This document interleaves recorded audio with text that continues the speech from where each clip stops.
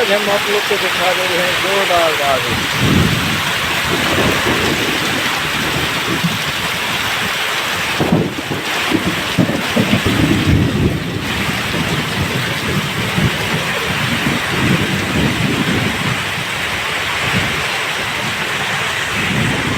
जोरदार हवा चल रही है, आप लोग देख रहे हैं।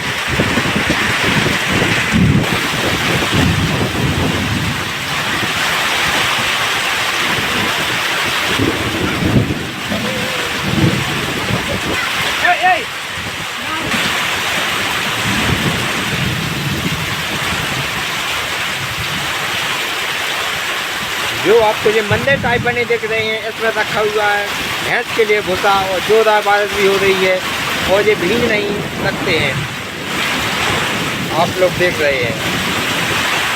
और आप लोग जिसने हमारा चैनल सब्सक्राइब नहीं किया, सब्सक्राइब जरूर कर लें। धन्यवाद।